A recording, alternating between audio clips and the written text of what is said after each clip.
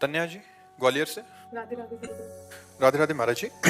महाराज जी, आज खूब नाम है, धन है, सारे सुख हैं, पर कठिनाइयों को पार करते करते मुझे पता ही नहीं चला कि मैं खुद को खो बैठी। मैं दिखा तो रही हूँ पर मैं खुश क्यों नहीं हूँ महाराज जी। अभी पहले बैच में यहीं बैठ के एक व्यक्ति ने पूछा था कि मैं खुश होना चाहता हूँ, मैं शांत प्रसन्न होना चाहता हूँ, और वो जगत के किसी भी भोग में नहीं है, किसी भी वस्तु में नहीं है, किसी भी व्यक्ति में नहीं है। किस अमुक व्यक्ति मिल जाए तो मैं खुश हो जाऊं, असंभव। वो अगर मिल भी जाता है तो उसके बाद फिर दूसरी मांग हो जाएगी। कुछ दिन बाद वो, हमारे मन का एक स्वभाव है नवम नवम, मन की एक मांग है नवम नवम। कुछ भी हो, कुछ दिन बाद वो उससे हट जाता है और एक नई खोज करता है। जब तक उसे परम नहीं सुख मिल जाएगा तब तक वो रुकेगा नहीं। पक्का समझ लो, आप रोक के दिखा दो। परम सुख भगवान के नाम में, भगवान के चरणों में है। एक फिर हम समझाने के लिए कथा सुनाते हैं। चक्रवर्ती सम्राट महाराज भर्तृहरि जी, चक्रवर्ती सम्राट कहते हैं जहां से सूर्योदय होता है, जहां अस्त होता है, एक शत सप्तद्वीप मंडल का सम्राट। उसने विचार किया भर्तृहरि जी ने कि सुख कहां है। दिमाग, बहुत बड़े विद्वान महापुरुष थे, तो उन्होंने कहा खाने में भी सुख एक सीमा तक है। रुपया पैसा खजाना इसलिए प्रिय क्योंकि इससे भोग सामग्री मिलती है। पैसे की मात्रा क्या है? भोग सामग्री मिलती है। अगर पैसे से भोग सामग्री नहीं मिले तो हम कह रहे तुम्हारे को नाम जो है एक ट्रक 2000 रुपया आप कर दिया जाए, 2000 का नोट आपके किसी काम आएगा क्या? आपको कोई बेकार आग लगा दो। और 500 रुपया क्योंकि उससे सामान मिलती है। रुपये का महत्व है वस्तु, वस्तु भोगने के काम में जो आती है, पहनना ओढ़ना है सब। इसके बाद एक आंतरिक सुख की मांग होती, काम। इसको बहुत समझ के देखना। केवल अंतिम सुई जाके रुकती काम में, शरीर भोग, स्पष्ट वर्णन है। सब सुख एक तरफ और मन की एक मांग होती शरीर भोग, वो भी नवम नवम नवम नवम। भर्तृहरि जी ने पूरे विश्व में ऐलान कर दिया मैं उसे पटरानी बनाऊंगा जो मुझे पसंद आ जाए।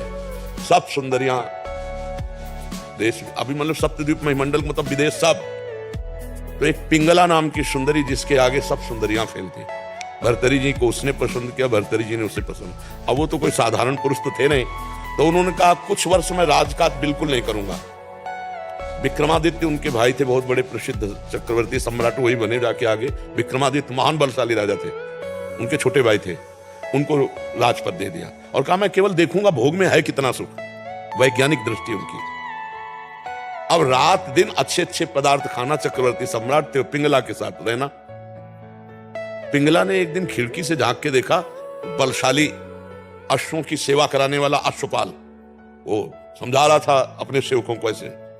रानी ने देखा और आकर्षित हो गई और हुक्म किया दासी को, अश्वपाल से बोलो अमुक जगह मिले। तो दिन में महाराज शयन करते थे, तो दिन में जब सोते होते तब वो अश्वपाल से मिलने लगी और अश्वपाल से उसका शारीरिक संबंध हो गया।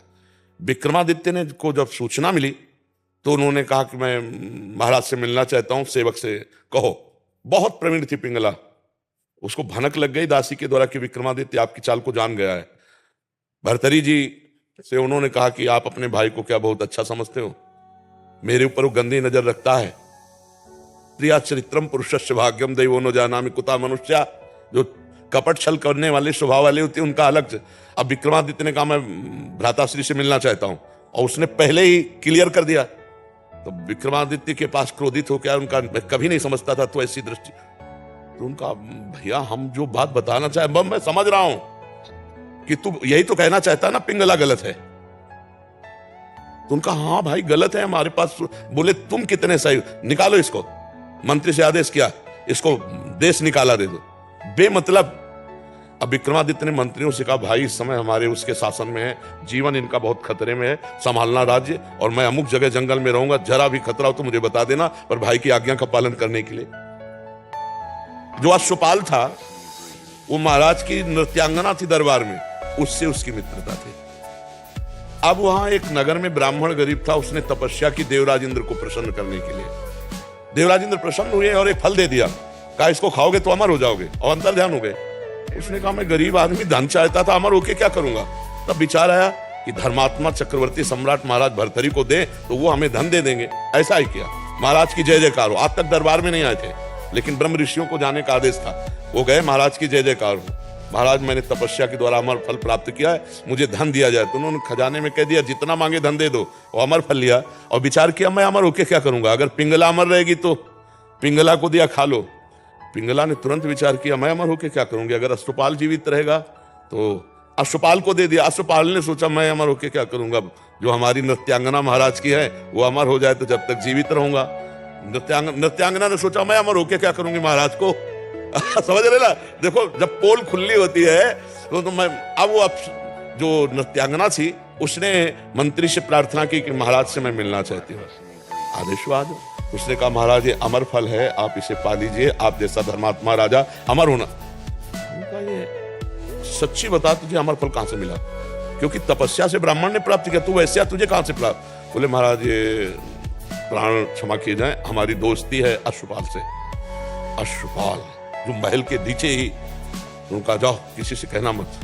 अश्वपाल को बुलाया, बोला जानते हो हम तुम्हें क्या कर सकते हैं। तो कांप रहा था पहले से, बीच सभा में आरे से चिरवाएंगे अभी तुझे, और अगर तू सत्य बोल देगा तो तुझे क्षमा कर देंगे, बिल्कुल कोई दंड। बोले महाराज पिंगला जी ने दिया। क्यों, पिंगला से तुम्हारा क्या संपर्क। बोले विक्रमादित्य ठीक कह रहे थे, हमारा पिंगला से शारीरिक संबंध है।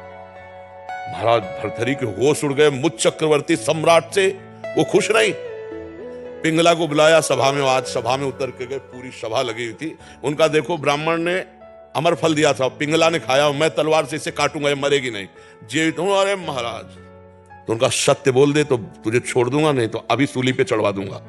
तो उनका महाराज ऐसी गलती हमसे हो गई कि हमने वो फल नहीं खाया, अश्वपाल को दे दो। मुकुट उतारा और कहा धिक्कार है संसार के सुख को कि मुझ सर्वांग सुंदर पुष्ट चक्रवर्ती सम्राट से ये तृप्त नहीं है, और महारानी से वो अश्वपाल तृप्त नहीं है। अश्वपाल वैश्या से प्यार, ये क्षुद्र काम किसे। और महान बैरागी हुए जिनके सूत्रों को बैरागी जन पढ़ते हैं, भर्तहरि शतक है उनका।